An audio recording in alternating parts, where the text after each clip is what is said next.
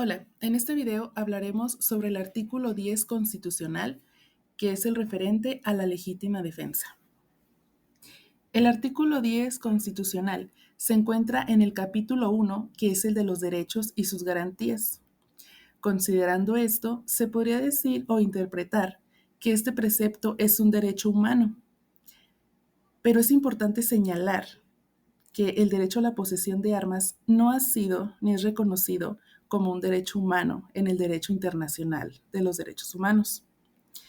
Esto considerando una definición de lo que es un derecho humano, como la de Antonio Pérez Luño, que nos dice que un derecho humano es el conjunto de facultades e instituciones que en cada momento histórico concreta las exigencias de la dignidad, la libertad y la igualdad humanas, las cuales deben ser reconocidas positivamente por los ordenamientos jurídicos a nivel nacional e internacional. Ahora bien, vamos a ver cuál es el origen de este artículo. El artículo 10 constitucional tiene su origen en la segunda enmienda de la Constitución de Estados Unidos de América de 1787, que dice, siendo necesaria para la seguridad de un Estado libre una milicia bien organizada, no se coartará el derecho del pueblo a tener y portar armas.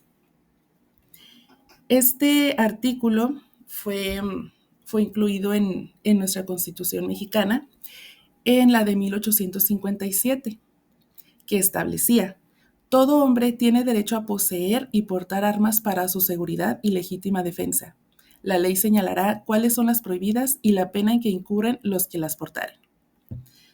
En la Constitución de 1917, este artículo fue reformado y establecía lo siguiente: los habitantes de los Estados Unidos mexicanos tienen libertad de poseer armas de cualquier clase para su seguridad y legítima defensa, hecha excepción de las prohibidas expresamente por la ley y de las que la nación reserve para el uso exclusivo del Ejército, Armada y Guardia Nacional, pero no podrán portarlas en las poblaciones sin sujetarse a los reglamentos de policía.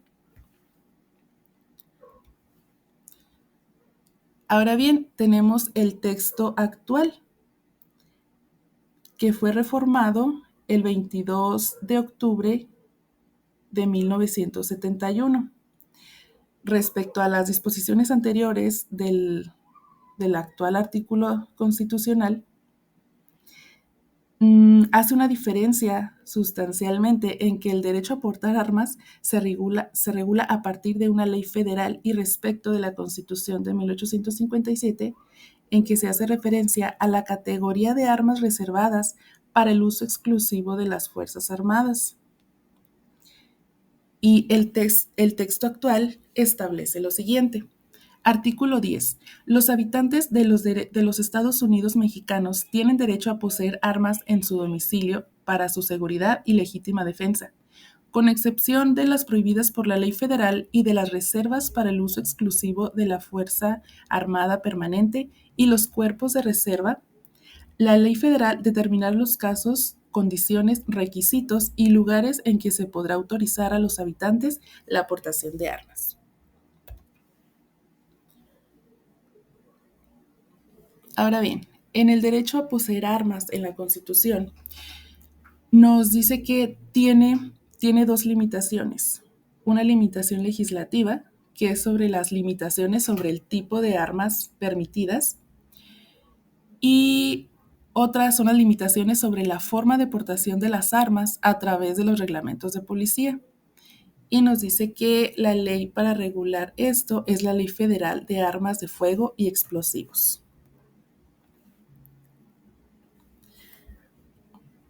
Ahora tenemos las implicaciones del artículo 10 constitucional.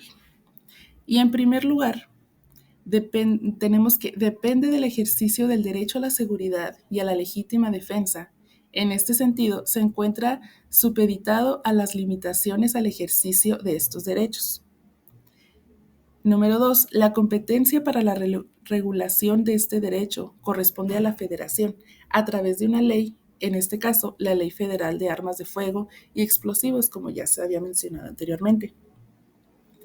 Otro es que bajo ninguna circunstancia se permite la posesión de armas prohibidas por la Ley Federal de Armas de Fuego y Explosivos, y eso está en los artículos 8 y 12, así como las armas de uso exclusivo de las armas de las Fuerzas Armadas, según lo dispuesto en su artículo 11.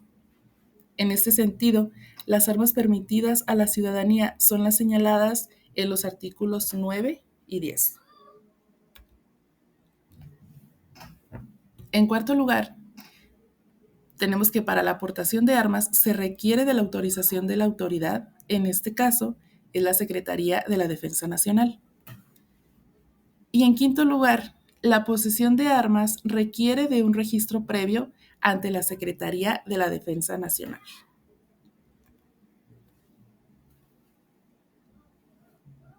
Después de indicar lo que contiene este artículo 10 constitucional, es importante señalar que además del derecho a la seguridad, este artículo presenta implicaciones en el reconocimiento y ejercicio de otros derechos humanos. Además del derecho a la seguridad, tenemos el derecho a la vida, que está reconocido en el artículo 4 de la Convención Americana sobre Derechos Humanos.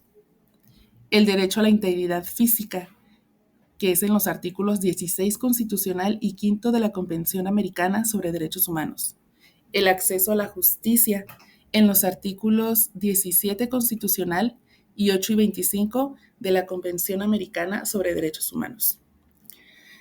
Y otro derecho es el derecho a la propiedad, que está señalado en los artículos 27 constitucional y 20 de la Convención Americana sobre Derechos Humanos. Ahora tenemos la jurisprudencia sobre este artículo. La interpretación que se ha dado a nivel nacional se ha elaborado sobre los alcances principalmente en materia penal. En primer lugar tenemos la jurisprudencia que hace la Suprema Corte de Justicia de la Nación. Y esto, para interpretar esto, nos dice que el sentido de este artículo es proteger el derecho a la seguridad y se identifica una decisión de la primera sala de la Suprema Corte de Justicia de la Nación de febrero de 2019. De esta resolución se retoman los criterios de supeditación de este derecho a la protección del derecho a la seguridad.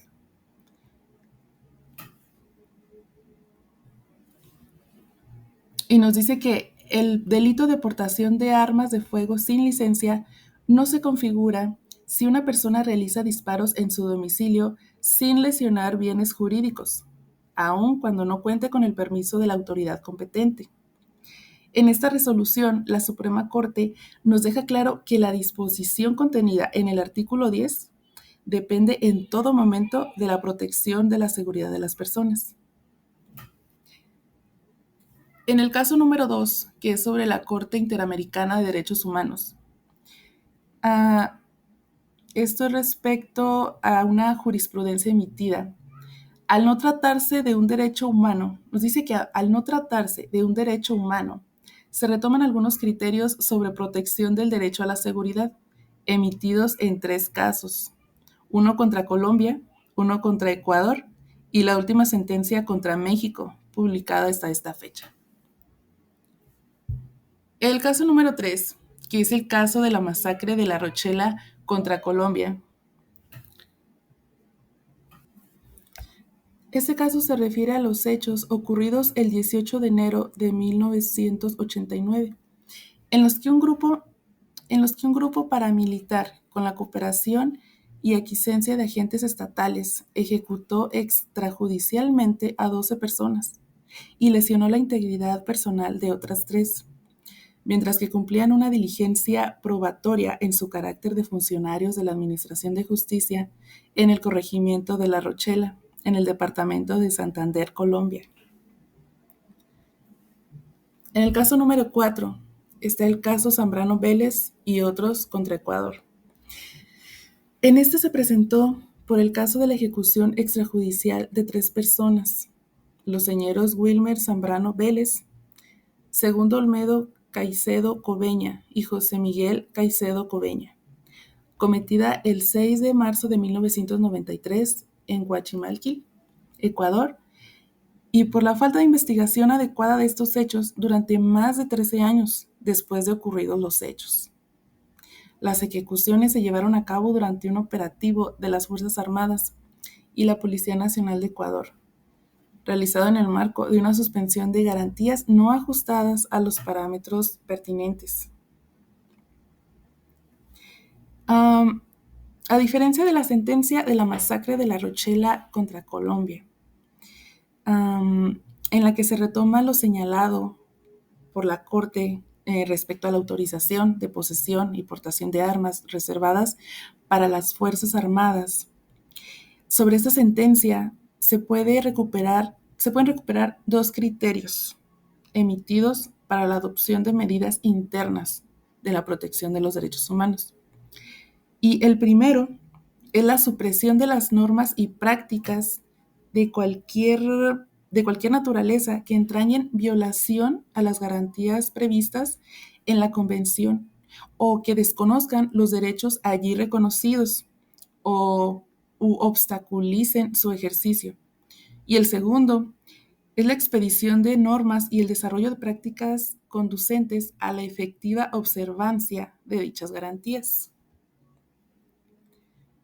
Y finalmente, en el caso número 5, que es el caso Cabrera García y Montiel Flores contra México.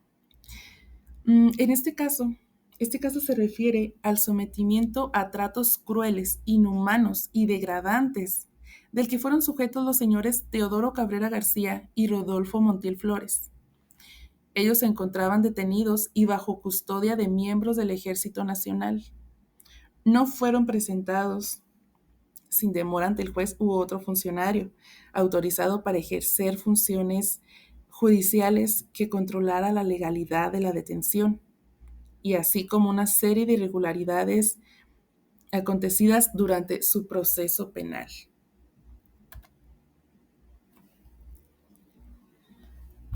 En conclusión, el artículo 10 constitucional no puede interpretarse como un reconocimiento del derecho humano a la posesión de armas, ya que ni el derecho internacional ni la jurisprudencia nacional lo respaldan en ese sentido.